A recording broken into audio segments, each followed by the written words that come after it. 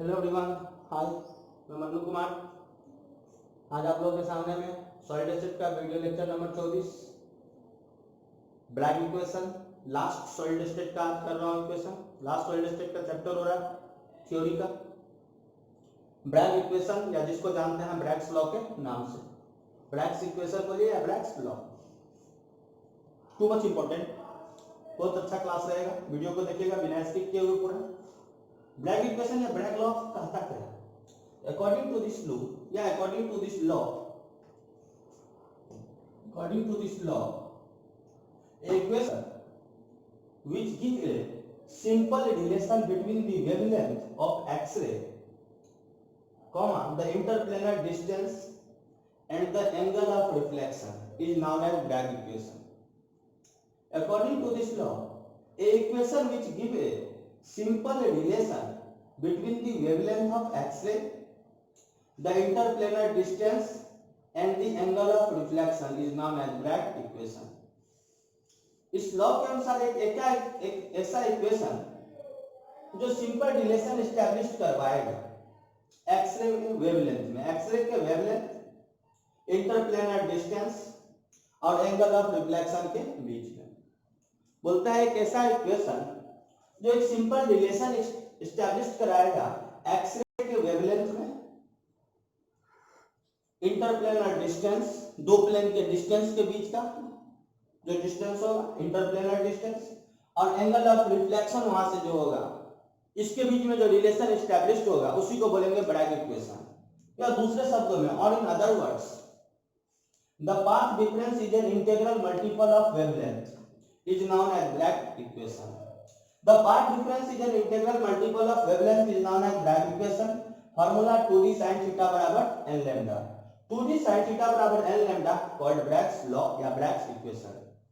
2d sin theta बराबर n lambda called Bragg's law और Bragg's equation, where d interplanar distance, n order of diffraction, like n का value रहेगा 1 2 3 4, lambda wavelength और theta Bragg's angle.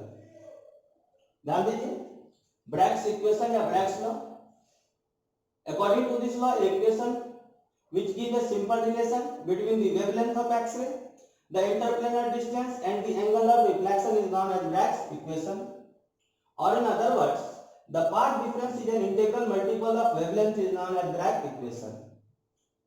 Formula 2d sin theta बराबर n lambda।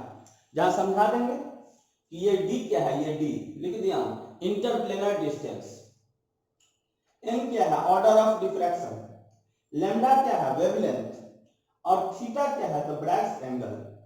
यानी कोई पूछेगा Bragg law का formula क्या है तो 2d sin थीटा बराबर n लैम्डा, जहां समझा दीजिएगा d इंटरप्लेनर डिस्टेंस है, n ऑर्डर ऑफ डिफ्रैक्शन है जिसका वैल्यू 1 2 3 4 रहेगा।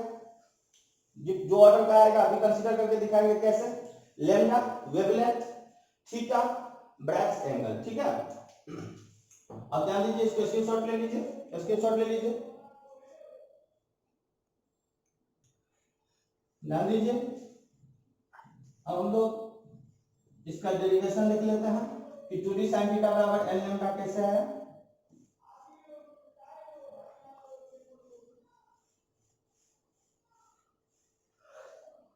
समझने के लिए कंसीडर कर रहा हूं, if we consider some equidistant plane, if we consider some equidistant plane, कुछ इक्विडिस्टेंट का प्लेन ले रहा हूं, ध्यान देना इक्विडिस्टेंट का यानी डिस्टेंस जो है वो सेम है, डिस्टेंस प्लेन के बीच का सेम है। अलग अलग प्लेन लिया हूं, यही हुआ n बराबर 1, n बराबर 2, n बराबर 3, n बराबर 4। एक रे को मैं इंसिडेंट करा रहा हूं इस प्लेन पे, पहले n बराबर 1 पे इंसिडेंट कराया एक रे को, ये रे इंसिडेंट किया x रे, एक रे x रे इस प्लेन पे इंसिडेंट किया और इंसिडेंट के साथ ही यहां से ये रिफ्लेक्ट हो गया, ये रिफ्लेक्ट होके गया ऊपर। कोई ले जाएगा तो कॉमनली यहाँ इंसिडेंट करेगा और वो रिफ्लेक्ट करेगा। यहाँ एंगल ऑफ इंसिडेंट जो बना वो थीटा मान लिया। एंगल ऑफ इंसिडेंट जो बना उसको क्या माने, थीटा। और एंगल ऑफ रिफ्लेक्शन भी क्या हुआ, थीटा। ये बात हम लोग 10th से पढ़ते आ रहे हैं कि जिस एंगल से रिफ्लेक्शन होगा, जिस एंगल से इंसिडेंट होगा, उसी एंगल से रिफ्लेक्शन होगा। तो मैंने थीटा एंगल से इसको इंसिडेंट किया और उसी थीटा एंगल से ये रिफ्लेक्ट किया। जिस थीटा एंगल से ये इंसिडेंट किया उसी थीटा एंगल से ये रिफ्लेक्ट किया। ध्यान दीजिए, एक अनदर रे फिर से मैं पास कराया, लेकिन ये दूसरा प्लेन पे, सेकंड प्लेन पे, और फिर यहां से ये चला गया, फिर ऊपर रिफ्लेक्ट किया। ठीक है, ध्यान दीजिए, ये दूसरा रे था, दूसरा रे था। अब ध्यान दीजिए, इस दो प्लेन के बीच का डिस्टेंस डी है, ये डी है तो ये भी डी ही है, क्योंकि इक्वी डिस्टेंस होना चाहिए। जो डिस्टेंस ये है वही डिस्टेंस ये है, वही डिस्टेंस ये भी है। अब जितना प्लेन लीजिए, अब ध्यान दीजिए, समझने वाली बात सर है, सब कुछ को ध्यान से देखिएगा। देखिए मैं गौर से एक परपेंडिकुलर यहां से ड्रॉ कर रहा हूं, ये परपेंडिकुलर ठीक इसके सामने में मिला है, ठीक परपेंडिकुलर। इस लाइन को देखिए, ये जो गया है, जो रिफ्लेक्टेड एंगल है, उसका मैं ये परपेंडिकुलर ड्रॉ कर रहा हूं, देख लीजिएगा गौर से।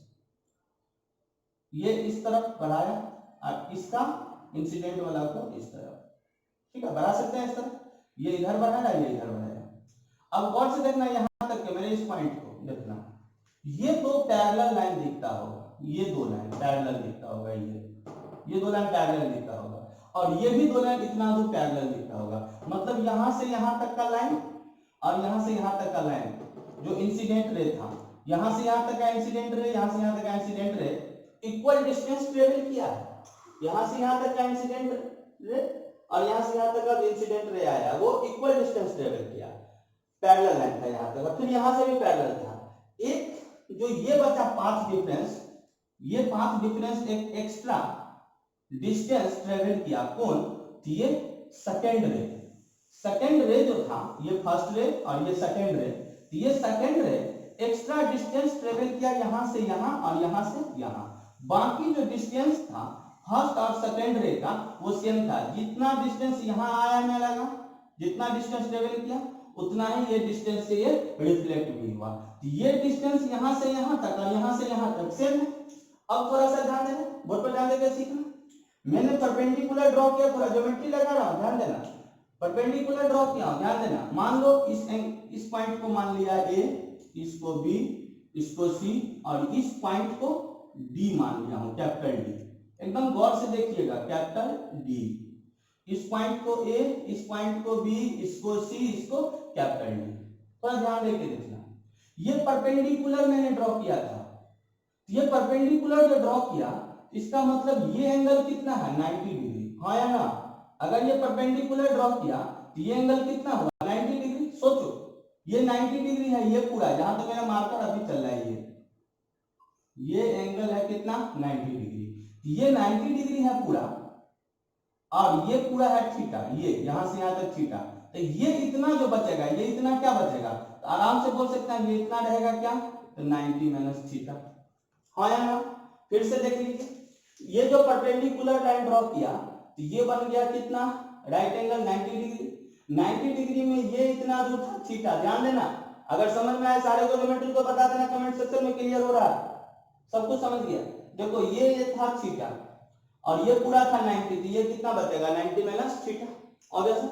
अब जरा गौर करो, अब थोड़ा ध्यान देना, मैं काला मार्कर से दिखा रहा हूं, ब्लैक मार्कर से। ये भी एक लाइन में परपेंडिकुलर ड्रॉ किया था ऊपर से, देख लो ये परपेंडिकुलर ड्रॉ किया था। तो परपेंडिकुलर ड्रॉ किया था, तो मैं काला वाला मार्कर को देखना, काला वाला मार्कर को, ये कितना होगा, 90 होगा, परपेंडिकुलर है। तो ये जो रॉड देख रहा है, ये लाइन जो गया फर्स्ट लाइन n बराबर 1, यहां से इस परपेंडिकुलर का 90 होगा। तो ये पूरा 90 है, जिसमें ये एंगल है 90 माइनस थीटा, यहां से यहां तक का एंगल है 90 माइनस थीटा। तो ये क्या रहेगा, थीटा, हाँ या ना, ये क्या रहेगा, थीटा। ऑब्वियस है, साधारण सी बात है, ध्यान देना। ये पूरा था 90, यहां से यहां तक 90, क्योंकि परपेंडिकुलर है, तो परपेंडिकुलर है तो ये 90 होगा, जिसमें यहां से यहां तक है 90 माइनस थीटा। तो ये जो रेस्ट है ये कितना होगा, थीटा। ये रेस्ट कितना होगा, थीटा। सारे को समझ में आ रहे हैं मेरी बात, मैं जो बता रहा हूं। ये हो गया थीटा। अब जरा गौर करो, ये थीटा है, ये इंटरप्लेनर डिस्टेंस हमें देखना है कि ये इंटरप्लेनर डिस्टेंस, ये जो पाथ डिफरेंस था इसका, पाथ डिफरेंस ए से बी और बी से सी कितना हुआ, इंटरप्लेनर डिस्टेंस तो ये डी है, क्योंकि तो यहां से यहां तक का इंटरप्लेनर डिस्टेंस ये डी है, तो ये भी डी, तो ये भी डी रहेगा, ये डी है तो ये जो डिस्टेंस है डी और बी के बीच में ये टोटल डिस्टेंस डी रहेगा। ध्यान तो ये हमें ए से बी और बी से सी अगर हमें डिस्टेंस पता चल गया तो रिलेशन एस्टैब्लिश कर देंगे। अब देखिए इन ट्रेंगल, एक ट्रेंगल ले रहा हूं, कौन, तो देख लो गौर से, ट्रेंगल में बता रहा हूं, देखो ये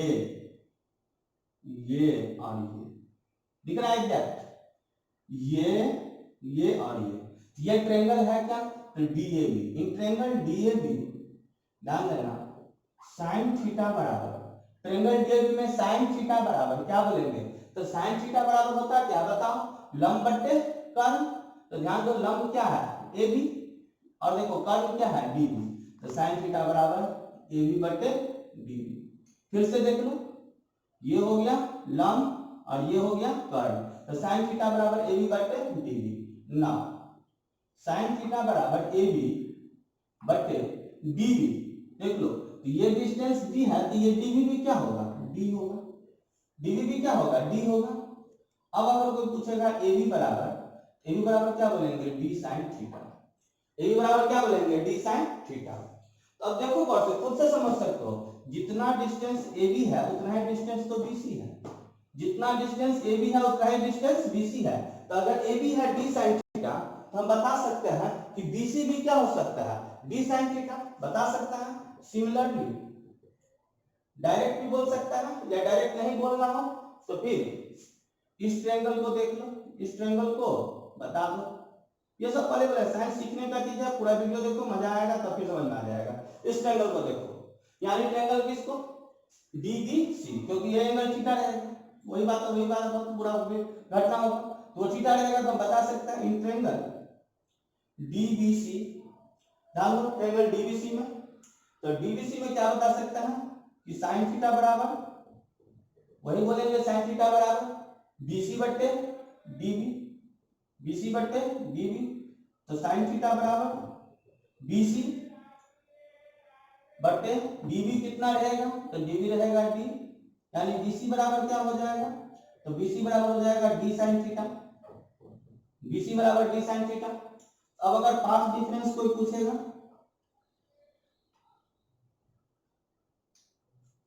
पाथ डिस्टेंस, तो पाथ डिस्टेंस बराबर बता सकता है A B plus B C, path difference बराबर A B plus B C. ये जो पाथ डिस्टेंस था वो कितना, A B plus B C, तो ए बी का वैल्यू कितना आया है, डी साइन थीटा, और बी सी का वैल्यू क्या आया है, डी साइन थीटा। यानी हम लोग बता सकते हैं पाथ डिस्टेंस बराबर, मान लो यहां बना देता पाथ डिस्टेंस बराबर, पाथ डिस्टेंस बराबर 2d sin थीटा। नाउ बता सकते हैं, जान दो इंटीग्रल मल्टीपल है किसका, वेवलेंथ का, तो यही तो इसका वेवलेंथ है, ये जो इंसिडेंट किया यही तो इसका वेवलेंथ है, तो हम लोग बता सकते हैं कि 2d sin थीटा बराबर इंटीग्रल मल्टीपल है means n lambda, 2d sin theta बराबर n लैम्डा, जहां n वही उसका पाथ डिफरेंस है, n जो है तो उसका डिफ्रैक्शन है, जो नंबर आया n बराबर 1 2 3 4, ठीक है। लैम्डा इसका वेवलेंथ था बताए थे, एंगल थीटा ब्रैकेट एंगल है, और d अभी बताए थे इंटरप्लेनर डिस्टेंस है, यानी 2d sin थीटा बराबर n लैम्डा।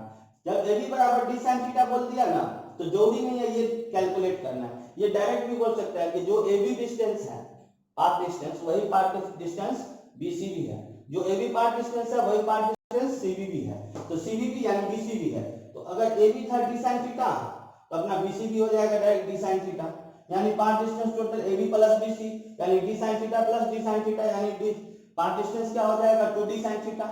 इंटीग्रल मल्टीपल है वेवलेंथ का, तो वेवलेंथ का इंटीग्रल मल्टीपल है यानी 2d sin थीटा बराबर लैम्डा होना चाहिए, इंटीग्रल मल्टीपल में n बराबर 1 2 3 4 लेंगे, इसलिए n दे दिया, तो 2d sin थीटा बराबर n लैम्डा, जहां n बराबर 1 2 3 4 जो लेना रहेगा, इसी इक्वेशन को बोलेंगे ब्रैग्स इक्वेशन या Bragg's law, 2d sin theta बराबर n लैम्डा। एक बार स्क्रीनशॉट करके रेडी कर लीजिए।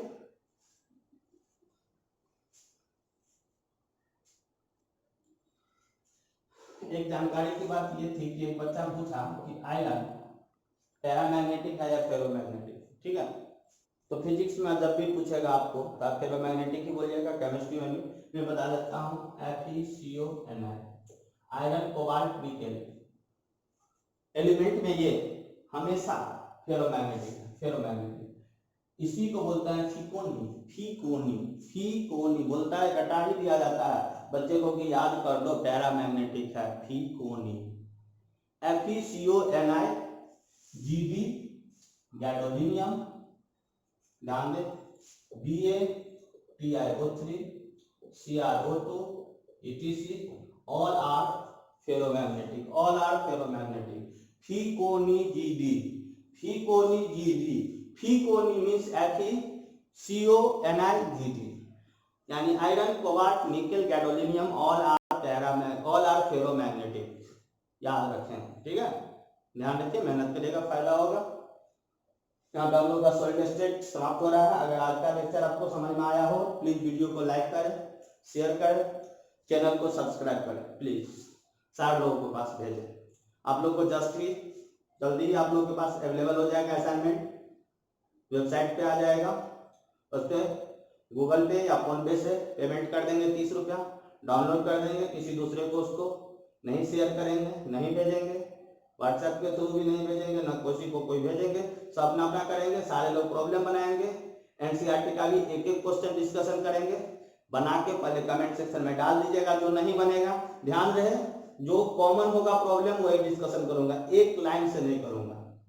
जो कॉमन प्रॉब्लम होगा 10-20 बच्चे का वो डिस्कशन किया जाएगा। आप ये उम्मीद में न रहे एक एक लाइन एनसीईआरटी बताया जाए, एक एक लाइन क्वेश्चन, सारा क्वेश्चन डिस्कशन करें, ये नहीं। वो मैराथन क्लास जो आएगा उसमें जो सबका एवरेज प्रॉब्लम होगा कि हाँ ये सब बच्चे को मान लीजिए क्वेश्चन नंबर 5, 7, 10, 12 जो भी है, 12 नंबर क्वेश्चन लगभग 10-20 बच्चे को नहीं बना तो डिस्कशन कर दिया जाएगा। लेकिन मैं उम्मीद करता हूँ कि इंटेक्स्ट और एक्सरसाइज मिला के अगर आप ध्यान से पढ़िएगा, ध्यान से देखिएगा, तो टोटल इंटेक्स्ट एक्सरसाइज मिला के अगर आपका प्रॉब्लम होगा तो 5 से 7 क्वेश्चन जो आप रुक सकते हैं, दिमाग नहीं लगाइएगा। तो अगर दिमाग लगाइएगा तो भी 5 से 7 क्वेश्चन बन जाएगा। अगर नहीं दिमाग लगाइएगा तो 5 से 7 क्वेश्चन आपका रुकेगा, इससे ज्यादा नहीं रुकेगा। विश्वास रखिए, पूरे लेक्चर को देखिएगा, गौर से सुनिएगा, समझिएगा, 1 से लेके 24 नंबर तक। क्या 24 नंबर लेक्चर नहीं भी देखिएगा तो चलेगा, क्योंकि 24 नंबर लेक्चर का डिस्कशन आपके एनसीईआरटी में नहीं है, तो इस तक का ही है डिस्कशन, ठीक। तो आप लोग पूरे लेक्चर को देखिएगा ध्यान से, जहां दिक्कत हो तो थ्योरी को कंसर्न करें, तुरंत एनसीईआरटी बनाइएगा, फायदा होगा। मैं सबको रिक्वेस्ट कर रहा हूं, सारे लोग बनाएंगे, कमेंट सेक्शन में डालेंगे, फिर असाइनमेंट का भी डिस्कशन होगा, एनसीईआरटी का भी मैराथन क्लास के रूप में आप लोग बनाइए अच्छा से। Thank you everyone, have a nice day, God bless you, okay, thank you.